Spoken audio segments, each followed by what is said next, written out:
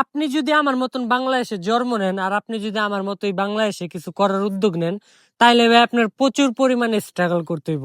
এত পরিমাণে স্ট্রাগল করতে হইব, যেটা ভাবতে গেলেও আপনার অনেক বেশি স্ট্রাগল করতে হইব। হ্যালো এভরিওয়ান, আসসালামু আলাইকুম। কেমন আছেন আপনারা সবাই?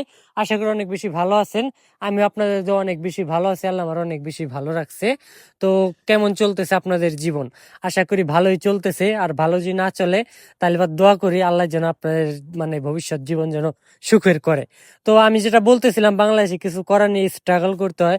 ভাই আমি বিগত 8-9 মাস ধরে মুরগি পালন মানে লালন পালন করার চেষ্টা করতেছি, আর লালন পালন করতেছিও। অনেক মুরগি এর মধ্যেই টপকাই গেছে। প্রথমবার যখন আমি প্রথম শুরুতে মুরগি পালা শুরু করলাম, তখন ভাই অল্প কিছুতেই মানে কোনো কিছুই হয় নাই, ঠিক আছে। কিন্তু ধীরে ধীরে মুরগি যখন একটু বড় হওয়া শুরু হইলো, আমি প্রথমে তো শুরু করেছিলাম 15টা টাইগার মুরগি আর 10টা ফার্মি মুরগি, সরি 10টা ফার্মি মুরগি আর 15টা টাইগার মুরগি দিয়ে। Sorry for the fumble, but এইটা হলো স্টোরি।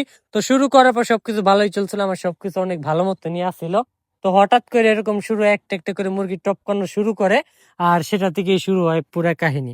বড় হওয়ার পরও অনেক মুরগি টপকাই গেছে। ইউটিউবে ভিডিও দেখলাম ফার্মি মুরগি অনেক ডিম দেয়, হ্যান তেন এটা ওটা, কিন্তু ফার্মি মুরগি পালতে যেন কত খরচ, কত যে মেহনত করতে হয়, এটা কেউ বলে না, ঠিক আছে। প্রত্যেক খামারিরাই তার তার মতামত শেয়ার করে। এর ভিতরে সত্য মিথ্যা অনেক কিছুই ভাই মানে লুকানো থাকে।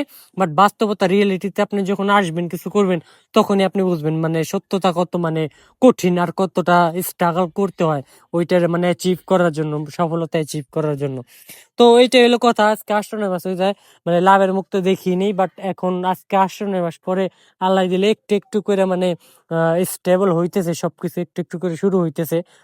এই 8-9 মাস শুধু লসের মুখই দেখছি, মানে লাভ তো হয়নি। যেটা দিয়ে মুরগির ডিম, মুরগি যদি বেশি 2,000 টাকার মুরগির খানা আনতে হয় 4,000 টাকার, এরকম একটা বিষয়, ঠিক আছে।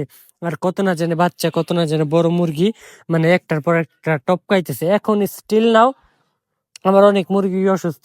এই শীতের ভিতরে এত কারেন্ট বিল আসছে, এত মানে কাগজের খরচা, মানে পলিথিনের, তারপরও মানে লাভের মুখ দেখিনি, ঠিক আছে। আপনি বাংলাদেশে যে কোনো কিছু করতে চান, আপনার লস পোহাইতে হবে ভাই। বাংলাদেশে কোনো কিছু করে শান্তি নেই, ঠিক আছে। মানুষ একটা কথা বলে যে বিদেশে আপনি যদি মাসে 20,000 টাকাও কামান, তারপর ভাই অনেক, কিন্তু বাংলাদেশে আপনি যদি মাসে 50,000ও কামান, ভাই আপনার কোনো কিছুতে মানে মানে পুরাইব না। ওই একটা আর একটা কথা আছে না, যার যত মানে যার আছে বেশি তার লাগে বেশি। তো এরকম।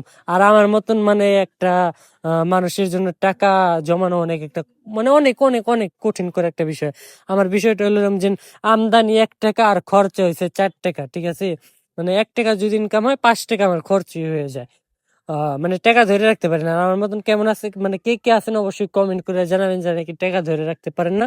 তো আজকের ভিডিও এই পর্যন্ত। কি সবাই ভালো থাকবেন, ভালো রাখবেন আপনার চারপাশ। আসসালামু আলাইকুম।